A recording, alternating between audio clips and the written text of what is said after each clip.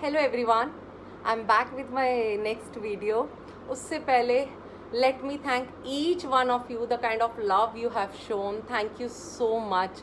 मैं सच कह रही हूँ, मैंने ये रिस्पॉन्स एक्सपेक्ट नहीं किया था. मुझे लग रहा था अभी मैंने पहली वीडियो डाली है, कुछ और वीडियोस डालनी पड़ेगी and then I will start getting some response from the viewers.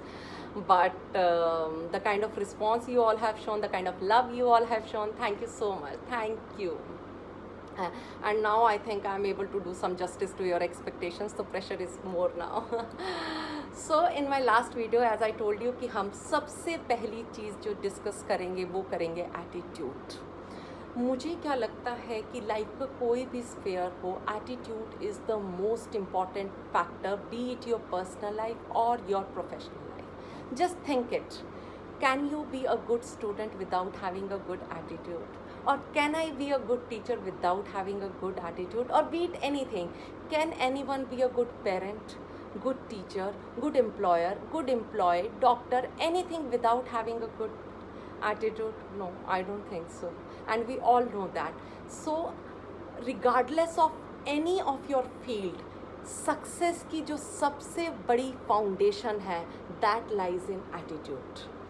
जब एटीट्यूड इतना क्रिटिकल फैक्टर है हमारी सक्सेस के लिए, तो why not we discuss it in the starting only. So that is why I chose this topic कि क्यों ना हम सबसे पहले देखें कि हमारा एटीट्यूड क्या है हमारी लाइफ को लेके. So that's why I chose this topic और यही मैं आप लोगों से डिस्कस करूँगी.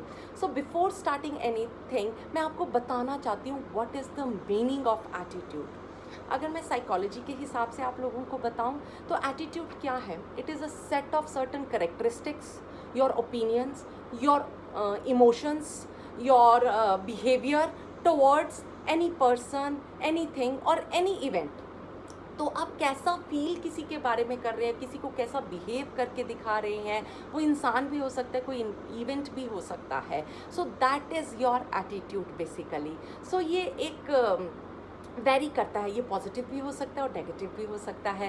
तो मैं एक छोटा सा एग्जांपल देके आप लोगों को बताने की कोशिश करती हूँ कि नेगेटिव एटीट्यूड या एटीट्यूड का क्या मतलब है. देखिए, for example I have given you some task and I ask you can you do that and you say I can't do that. So there can be 3 reason of not doing that. First reason it you don't know how to do that. आपको आता नहीं है वो करना. Perfectly fine, सिखाया जा सकता है. Second thing, it is against your belief system कि आप नहीं करना चाहते हो, कि ये मेरी वैल्यूज़ के अगेंस्ट है. Still understood. Third, I don't care. That is what is attitude problem, कि मैं करना नहीं चाहता, मतलब आई डोंट केयर. और ये आजकल शायद से थोड़ा सा ज़्यादा होता जा रहा है. So that is the problem of attitude. मैं इसी के ऊपर फोकस करना चाहूँगी. आई थिंक एटीट्यूड अब आप लोग सब लोगों को समझ में आ गया. नाउ कमिंग टू ऐसे कौन से फैक्टर्स हैं जो हमारे एटीट्यूड को डिटर्मिन करते हैं. तो इनको हम 3 E's बोलते हैं. First is your environment, second is your experience and third is your education, the most important. Environment के अंदर क्या आता है? आपका घर, आपका school, home, your work environment, media these days, most important, it really affects your attitude a lot. Social environment, political environment. So environment, अच्छे environment में रहते हैं हम अच्छा attitude develop करते हैं. अगर हम negative environment में रहते हैं तो usually we tend to develop a negative attitude towards life. Second come is your experience. We all know, जिसके साथ हमें एक अच्छा एक्सपीरियंस हो जाता है, we tend to develop a positive attitude towards that person, और अगर नेगेटिव होता है तो we tend to develop a negative attitude. Third, the most important is the education. और एजुकेशन के अंदर educators and teachers, you play the most important role. A teachers affects eternity. Teachers का जो इफ़ेक्ट होता है वो रिपल इफ़ेक्ट होता है जिसको हम मेजर भी नहीं कर सकते. We all know these days what is happening. We all are drowning with information but we all are lacking knowledge and wisdom. So knowledge also plays a, education also plays a very important role in building our own attitude. So ये हो गया आपका basic. अब हम पहचानते कैसे हैं? You all know, whenever you meet a person with a positive attitude, वो किस तरह के होते हैं? They I have got a very pleasing personality, हम सबको उनसे बात करना अच्छा लगता है, वो जिस भी ग्रुप में काम करते हैं उस ग्रुप की प्रोडक्टिविटी बढ़ जाती है, everybody they are a very good, team के अंदर भी बहुत अच्छा काम करते हैं, ओवरऑल उनका कम स्ट्रेस होता है, उनका खुद का कम स्ट्रेस नहीं होता है, वो दूसरों को भी कम स्ट्रेस देते हैं। और जो नेगेटिव एटीट्यूड के लोग होते हैं, वी ऑल नो दैट, उनकी लाइफ के अंदर बिटरनेस होती है, उनका खुद का स्ट्रेस लेवल इतना हाई होता है और वो खुद के से काम नहीं चलता, हम दूसरों को भी स्ट्रेस देना स्टार्ट कर देते हैं। सो this is the harmful impact of having a negative attitude. और एट द एंड हम किसी का नुकसान नहीं कर रहे हैं, सबसे ज़्यादा हम अपना खुद का नुकसान कर रहे हैं। दूसरों का तो जो हो ही रहा है, but we are affecting ourself also a lot. अब जब पता हमें चल गया है कि ये पॉजिटिव एटीट्यूड होता है, ये नेगेटिव एटीट्यूड, हम चेंज क्यों नहीं करते हैं? What is the problem in doing that? Change कोई भी हो, इधर इट इज़ अ पॉजिटिव और it is a negative, we always resist it. हम अपने नेगेटिव एटीट्यूड के साथ इतने कंफर्टेबल हो जाते हैं कि we don't want to change it. और एटीट्यूड होता बेसिकली क्या है? जो एटीट्यूड हम लोगों का बिल्ड हो रहा है वो ड्यूरिंग चाइल्डहुड बिल्ड होता है और वो लाइफ टाइम तक हमारा इम्पैक्ट करता है। तो हमारे लाइफ के जो फॉर्मेटिव ईयर्स होते हैं उनके अंदर यूजुअली हम अपना एटीट्यूड बिल्ड कर लेते हैं जो लाइफ टाइम तक चलता है। बट इसका क्या मतलब है कि अगर हमने अभी नेगेटिव एटीट्यूड डेवलप कर लिया तो क्या हम चेंज नहीं कर सकते? No, still we can change it. But उसको चेंज करने के लिए सबसे पहले रिक्वायरमेंट क्या है? You need to put a conscious effort on that. हम हर चीज़ को सीखने के लिए हमें उसके ऊपर मेहनत करनी पड़ेगी, कॉन्शियस एफर्ट्स लगाने पड़ेंगे। आज में आप मेरी वीडियो सुन लोगे, सुनते हैं भूल जाते हैं, बिकॉज इमीडिएटली उसका कोई टेस्ट नहीं होता और उसका हमें कोई रिजल्ट नहीं मिलता, that's why we just forget it. But let me request you all, तो आज मैं जो भी कह रही हूँ, सबसे पहले we need to practise it, we need to put the conscious efforts in that. Second, the most important thing is नियत।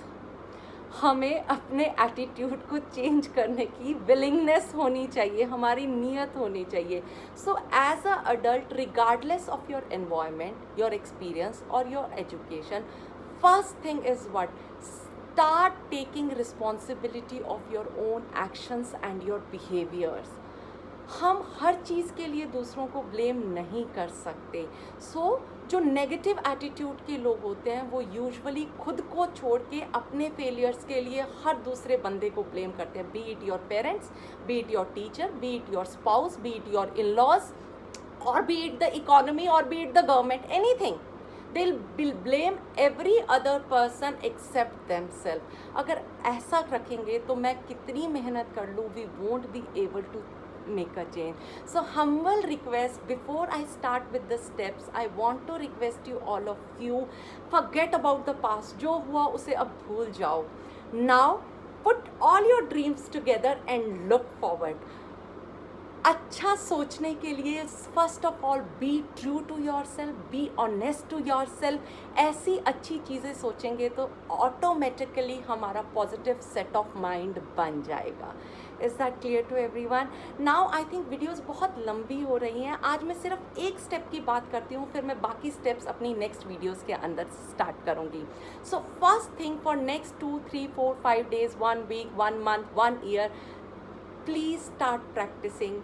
आपको फर्स्ट स्टेप के अंदर क्या करना है? Start changing your focus from negative to positive. एक अच्छे फाइंडर बनिए। हम जो ढूंढने जाएंगे हमें वही मिलेगा। अगर आप पॉजिटिविटी ढूंढने जाओगे, आई एम श्योर आपको पॉजिटिविटी मिलेगी। अगर आप नेगेटिव चीज़ें ढूंढने जाओगे तो आपको आई एम श्योर नेगेटिविटी मिलेगी। हम कैसे कर सकते हैं? मुझे क्या लगता है कि this is the best thing to do it. Please just try it। There are 3 C's in your life and I tell it, these are the 3 cancers of your life।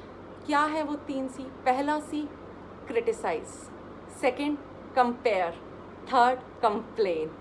हम पूरा दिन अपनी पूरी एनर्जी इन 3 के ऊपर लगा देते हैं और पॉजिटिव एनर्जी के लिए, अच्छा देखने के लिए हमारे पास टाइम ही नहीं बचता है। You start criticising anything, you yourself will feel कि मेरा बीपी थोड़ा बढ़ रहा है, I am not feeling good about that. हम कंपेयर करते हैं अपने आप को। Grass is always greener on the other side, हमने सब ने सुना है, बट आप समझ रहे हैं जो दूसरी तरफ से देख रहा है उसको हमारी ग्रास भी ग्रीनर नज़र आ रही है। तो please make sure of it, आप इसको देखिए।